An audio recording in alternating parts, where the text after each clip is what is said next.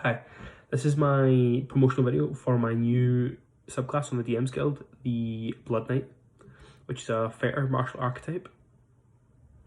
And its core concept is these supernatural energy die, which if you played the Cyanite or the Battle Master, you're probably familiar with the concept. It's the idea that you have these certain amount of dice and they fuel unique abilities, like regeneration or extra damage, or when you get a bit higher up in this class, you'll get things like additional movement speeds, and things like making misses turn into hits.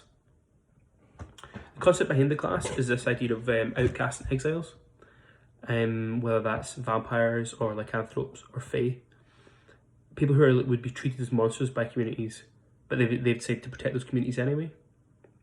So the main example of this in world, as it were, in my world, is the Order of the Crimson Rose, which are a sort of knights who protect people. And to that end, in the product, there's a few different examples of NPCs who are Blood Knights. So you've got a member of the Order who is super zealous, so very lawful, and they're more concerned with following the rules and the tenets of the Order than they are about right or wrong. So they do save a lot of people, but there might be a few innocents get caught up along the way.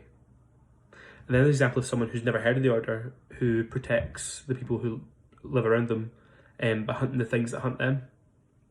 And essentially, they don't have the stricture of the Order, but they're still following their own internal code.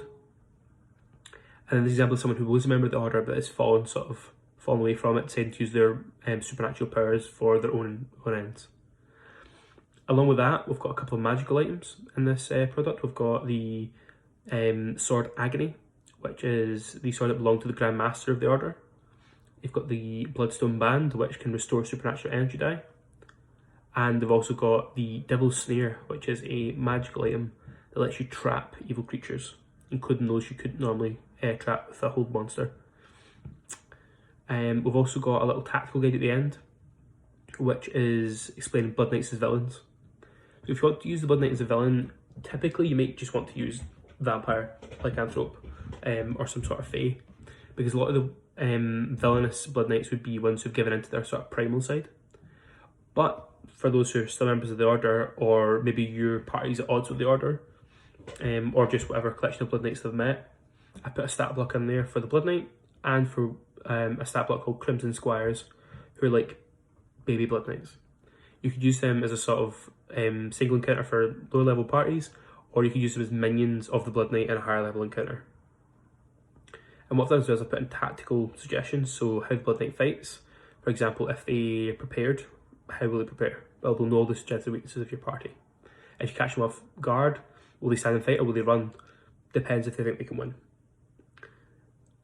What you have got as well is the sort of tactical guide just explaining how they fight. So the Blood Knight will go after the weakest member of the party, they'll target your wizards, they'll target your rogue, things like that.